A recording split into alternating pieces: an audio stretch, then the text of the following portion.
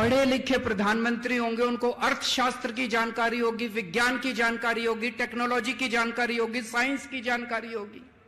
कम पढ़े लिखे प्रधानमंत्री होंगे, कोई भी बेवकूफ बना के चला जाएगा। दोस्तों, एक नई वीडियो में आपका स्वागत है। वीडियो बहुत ही मज़ेदार होने वाली है दोस्तों कुछ समय पहले केजरीवाल ने एक वीडियो में प्रधानमंत्री को कम पढ़ा लिखा कहा था। उनका कहना था कि प्रधानमंत्री का पढ़ा लिखा होना कितना ज़रूरी है और पढ़ा लिखा न होने के या कम पढ़ा लिखा होने के बहुत सारे नुकसान गिनवाए थे। आइए देखते हैं वीडियो। बहुत जरूरी है प्रधानमंत्री को पढ़े लिखे होना। अगर कम पढ़ा लिखा प्रधानमंत्री होगा, कोई भी आके उनको बेवकूफ बना देगा। कोई आके बोलेगा सर आप नोटबंदी कर दो, भ्रष्टाचार खत्म हो जाएगा। अब अगर कम पढ़े लिखे प्रधानमंत्री हैं, उनको समझ ही नहीं है, वो नोटबंदी कर दी उन्होंने, भ्रष्टाचार खत्म हुआ, वैसा का वैसा है, समझ ही नहीं।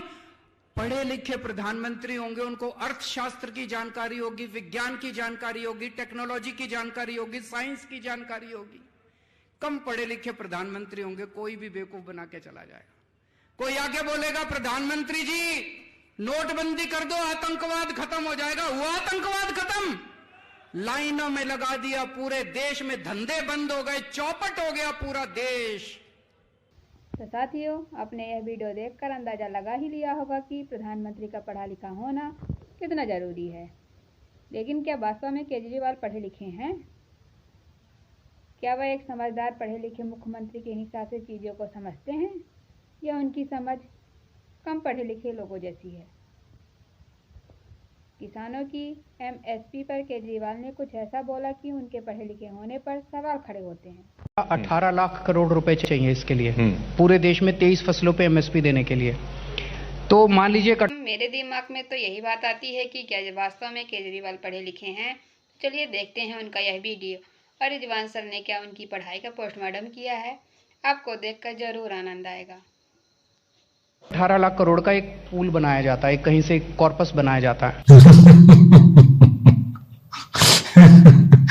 ये आईआरएस का आदमी है, रेवेन्यू सर्विसेज का। कह रहा है कि मान लीजिए कहीं से 18 लाख करोड़ का एक कॉर्पस बनाया जाता है, मतलब कहीं से। किस्मत है, कहीं से 18 लाख करोड़ रुपए लाए जाते हैं। ये नहीं बताया कहां से लाए जाते हैं। आगे सुनिए, इसी विषय पर आज बात करेंगे। आगे सुनिए। इस बार फसल होगी, 18 लाख करोड़ रुपए देके सरकार ने वो फसल खरीद ली, सरकार के गोडाउन्स में आ गई। उसके बाद सरकार वो फसल बेचेगी, बेचने से वो 18 लाख करोड़ रुपए वापस आएगा। तो किसी साल में 18 लाख करोड़ से थोड़ा कम आएगा, किसी साल में थोड़ा सा ज्यादा आएगा। तो सरकार कहीं से 18 लाख करोड़ पहले लाएगी, 23 चीजों पर एमएसपी देगी। जाहिल को, मूर्खों को, बेवकूफों को यह नहीं पता कि सरकार अभी भी भैया 23 चीजों पर ही एमएसपी दे रही है। अभी भी जब मैं आपसे बात कर रहा हूं, और देती आई है। ठीक, तो इसने कहा कि भाई 23 चीजों पर एमएसपी देने के लिए 18 लाख करोड़ की जरूरत पड़ेगी, और 18 लाख रुपए सरकार पूरे देश में गिनकर देगी। वैसे देश के किसान नहीं मांग रहे हैं, मांग सिर्फ वही किसान रहे हैं जो फॉर्च्यूनर में चल रहे हैं, जगुआर में चल रहे हैं। सिर्फ आंदोलन के लिए नए नए ट्रैक्टर निकालते हैं, एसी ट्रैक्टर्स पर चल रहे हैं और उनको मॉडिफाई करवाते हैं। मांग सिर्फ वो ही रहे हैं। ठीक है, वो एक अलग बात है, गरीब किसान नहीं मांग रहा है, वो मोदी से खुश है, वो मोदी को वोट दे रहा है। ठीक, आगे बढ़ते हैं। तो साहब, सरकार 18 लाख करोड़ देगी, माल खरीदेगी, अपने गोदामों में रखेगी, फिर बेच देगी। अच्छा, किसको बेच देगी? दो चीजें बस इसने नहीं बताई, आईआरएस ने 2 चीजें नहीं बताई। एक, 18 लाख करोड़ कहां से आएगा ये नहीं बताया, वो कहीं से आएगा, और किसको बेचेगी ये भी नहीं बताया। अच्छा, इस आईआरएस का ये मतलब है, ये वो ही है आईआरएस जिस पे अभी मैंने वीडियो बनाया था, जो राम लला के दर्शन करने गया था, जो लोग इसके साथ बड़ा इलू इलू करते हैं ना, और कुछ लोग जो खामखा किसी से भी रिश्तेदारी कर लेते हैं, चाहे वो शाहीन बाग की रिश्तेदारी हो, चाहे वो खिलाड़ियों की रिश्तेदारी हो, चाहे वो किसानों से रिश्तेदारी हो, चाहे वो कुकी से रिश्तेदारी हो, जो भी ये समाज, इस देश, इस सरकार किसी के खिलाफ आवाज उठाता है उससे वो रिश्तेदारी कर लेते हैं। तो ये वही आदमी है जिसने अपने रिश्तेदारों को इतना बड़ा वाला धोखा दिया है। रामलला तो वहां 5 साल के हैं, इसने बहुत बड़ा वाला धोखा दिया, जाके कहा बड़ी वहां पर संतुष्टि मुझे प्राप्त हुई, एक अजीब सी शांति प्राप्त हुई। लेकिन वो लोग इससे कुछ नहीं पूछेंगे, लेकिन पूछेंगे तो क्योंकि जलील हो जाएंगे, उनका मुंह काला हो जाएगा। तो इसका मतलब ये है इंडियन रेवेन्यू सर्विसेज के काबिल चीफ मिनिस्टर का कि पहले सरकार किसानों को सब्सिडी दे। सब्सिडी के भी बारे में बताऊंगा। पढ़ा है और अभी 2 दिन खेती पर था तो बहुत वहां 4-5 किसानों से बात करी, तो बताऊंगा C2 प्लस 50% का क्या आप लोगों को शौक लगेगा। जो आज मैं आप लोगों को एक बात बताऊंगा, श्योर नहीं था इसलिए उस दिन नहीं बताई थी, कंफर्म करके आया हूं आज सुबह, फिर बताता हूं। तो पहले सरकार सब्सिडी दे, उसके चलते जो मिलते हुए लोन दे वो माफ करे, बत्ती का बिल माफ करे, बत्ती किनको निःशुल्क दे, उसके बाद और तमाम तरह की फैसिलिटीज दे, यूरिया दे, डाया दे, केमिकल दे, नो हाउ दे, एक्सपर्ट नो हाउ दे, वगैरह वगैरह दे। उसके बाद ये किसान अपनी फसल उगाएं। उसके बाद सरकार C2 प्लस 50%, जो मैंने कल आप लोगों को फॉर्मूला बताया था कि भैया बीज, खाद, बत्ती, पेट्रोल, डीजल, ट्रैक्टर चलवाना, लेबर, अपना लेबर, खेत का किराया, सब मिलाकर C2 जो उनकी कीमत आए उस पर सरकार इनको 50% दे। उसके बाद 23 फसलें पूरे भारत में खरीदे। उसके बाद उन फसलों को रखने के लिए इंफ्रास्ट्रक्चर तैयार करे, पूरा एक मॉडस ऑपरेंडाई तैयार करे, पूरा सैकड़ों नहीं शायद लाखों लोगों को पहले रोजगार दे, फिर इंफ्रास्ट्रक्चर तैयार हो, उसमें खरबों खरबों खरबों रुपया लगे, और फिर सरकार इसके हिसाब से क्या बोला जाहिल ने कि 18 लाख करोड़ का माल खरीदे और 18 लाख करोड़ का बेच दे। तो सरकार C2 प्लस 50% पे माल खरीदे, इससे पहले जो भी दिया वो अपनी जेब से दे। उसके बाद ये इंफ्रास्ट्रक्चर को तैयार करना और इसको मेंटेन करना, पूरा सेलिंग सिस्टम, डिस्ट्रीब्यूशन सिस्टम नहीं, बेचने का तो बोल रहा है ना, बेचे, पर ये तो नहीं बता रहा किसको बेचे। तो यानी एक आम आदमी को, गरीब आदमी को बेचे।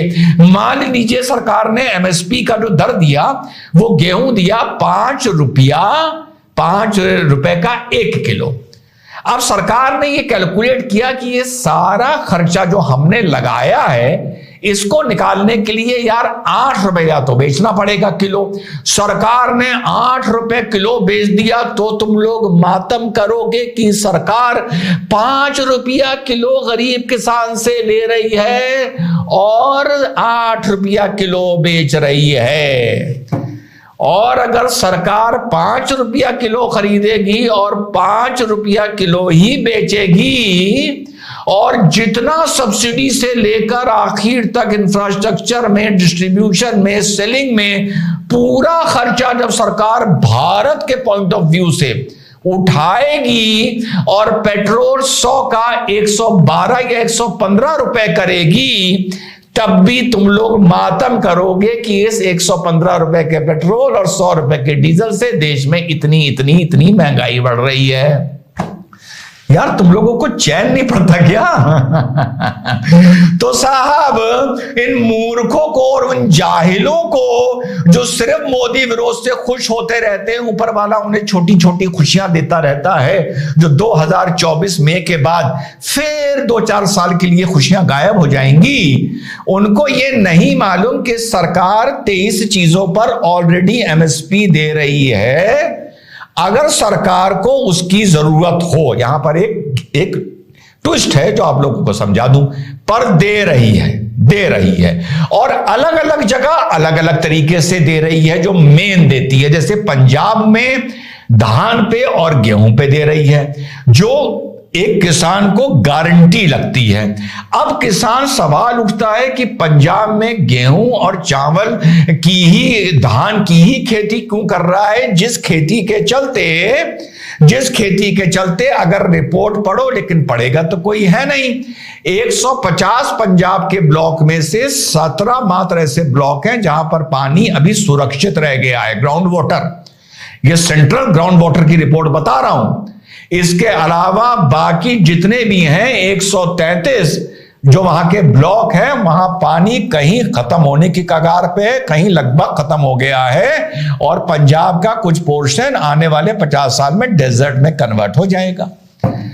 अब ये जो वहां किसान हैं, क्योंकि इनके बाप दादाओं ने, इनके पूर्वजों ने यही खेती करी, इसी खेती के लिए इनको मैक्सिमम सब्सिडी दी गई। क्यों दी गई ये समझिएगा। जब आजादी के बाद भारत, इनको नहीं पूरे नॉर्थ इंडिया में, मेन जो हम लोगों का पैडी एरिया है, जब भारत को आजादी मिली तो भारत ने सबसे पहले कहा हमें फूड में सेल्फ सफिशिएंट होना है। फूड में सेल्फ सफिशिएंट होने के लिए भारत की सरकार ने यह सोचा कि सबसे पहले धान और गेहूं में सेल्फ सफिशिएंट हो, यह सबसे पहले हर गरीब भारतीय की पेट में पहुंचना चाहिए। तो उन्होंने इनकरेज किया कि आप पहले धान और गेहूं को प्राथमिकता दें। उस जमाने में वाटर टेबल की प्रॉब्लम नहीं थी, तो किसानों ने और विशेषकर ग्रैनी ऑफ इंडिया ने पंजाब में धान और गेहूं को प्राथमिकता दी। अब वहां के किसानों को यही जो पैदावार है सेफ लगती है, उनके पूर्वजों ने, उनके बाप दादाओं ने यही कल्टीवेशन किया है। नया कल्टीवेशन जो थोड़ा साइंटिफिक तरीके से होता है वो उनको भाता नहीं है, उनको वो कंफर्टेबल नहीं लगता है। और जब सब्सिडी मुंह से निकला है तो सब्सिडी भी भारत की एक टेम्परेरी चीज थी, रिजर्वेशन की तरह, कि जब तक भारत अनाज में सेल्फ सफिशिएंट ना हो जाए तब तक हमको सब्सिडी देनी है, और किसान सेल्फ सफिशिएंट ना हो जाए। किसान ने क्या गलती करी यार, एक बार फिर से बता दूंगा। अब किसान फॉर्च्यूनर में चल रहा है, 18 लाख के एयर कंडीशनड ट्रैक्टर खरीद रहा है, और साथ में वो ही अब सब्सिडी, लोन वेवर, बत्ती फ्री, यूरिया सब्सिडी, डाया में सब्सिडी, इन सब के बावजूद एमएसपी मांग रहा है। तो जो सरकार ने धान और गेहूं पर को किसानों ने प्राथमिकता दी थी उस दौर में, ग्रीन रेवोल्यूशन के टाइम पर, और उस गवर्नमेंट ने जो दी थी, किसान खुद उससे बाहर आने को तैयार नहीं है और अपने ही पंजाब का वाटर टेबल गिराता जा रहा है। दोस्तों वीडियो अच्छी लगे तो लाइक करें, हमारे चैनल को सब्सक्राइब करें। और हाँ, केजरीवाल पढ़े लिखे हैं, इस बारे में आपकी क्या राय है कमेंट बॉक्स में ज़रूर बताएं। वीडियो अंत तक देखने के लिए धन्यवाद। मिलते हैं अगली वीडियो में।